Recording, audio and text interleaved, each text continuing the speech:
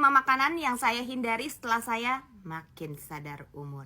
Hey, perkenalkan saya Dr. Susantian. Misi saya adalah membantu kamu mendapatkan kehidupan yang lebih baik dengan cara pendidikan kesehatan, kecantikan, dan finansial. Gula, gorengan, tepung-tepungan, semuanya juga udah tahu kalau itu nggak boleh dikonsumsi terlalu banyak.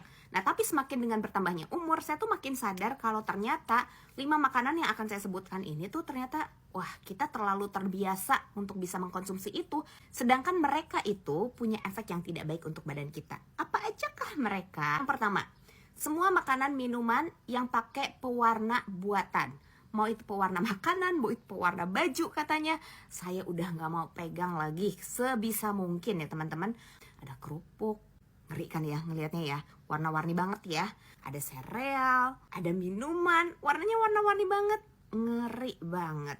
Gak jelas bukan dari buah atau sayur. Udah saya gak pegang. Yang kedua, makanan kalengan. Yes, dari dulu ada beberapa makanan kalengan favorit saya, cuman semenjak saya sadar kalau mereka itu sebetulnya ada di kaleng, bisa tahan lama, pasti ada sesuatu di dalamnya. Badan kita tuh bukan robot, jadi kalau misalnya dikasih pengawet, badan kita juga nggak akan jadi awet, malahan jadi rusak fungsi-fungsi yang ada di dalamnya.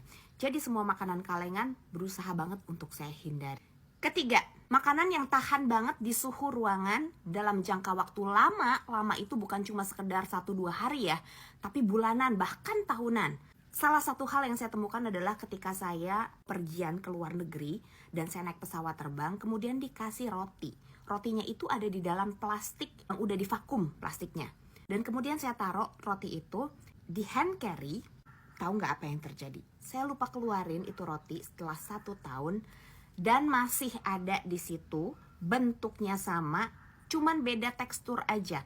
Nggak ada jamur, nggak ada yang lain-lain, nggak berubah warnanya, nggak jadi hijau. Sama banget bentuknya, cuman beda keras aja, sekarang udah kayak batu. Contoh yang lain lagi adalah sambal di dalam botol atau di dalam toples. Kalau ditaruh di suhu ruangan, dia tuh aman. Heran kan? Kenapa bisa aman kan? Nah, yaudah. Kalau mengherankan, membagongkan seperti itu, jangan dikonsumsi ya.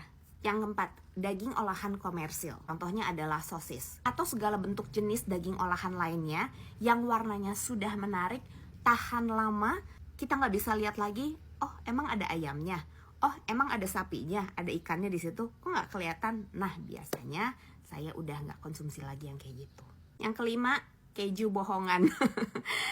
Jadi tahu nggak, saya tuh baru sadar mungkin kira-kira sekitar 7 tahun terakhir gitu ya, saya memperhatikan ingredients di setiap kemasan. Loh, kok bukan keju komposisinya tapi minyak nabati? Kamu pernah perhatikan nggak? Ada keju-keju yang kalau kamu perhatikan bahan bakunya itu lebih banyak minyaknya daripada susunya. Sedangkan keju itu seharusnya ya isinya dari susu yang difermentasi. Nah itu dia. Ada sebetulnya list-list yang lainnya, tapi paling enggak yang kamu mesti juga aware dan sadari adalah 5 makanan tadi. Semoga membantu hidup sehat kamu, pejuang kurus, pejuang diabetes, semuanya juga butuh informasi ini supaya hidupnya lebih sehat, lebih mudah untuk mengendalikan berat badan, lebih mudah untuk mengendalikan gula darah. Oke, thank you so much for watching this video. Saya Dr. Susantian dan salam sehat.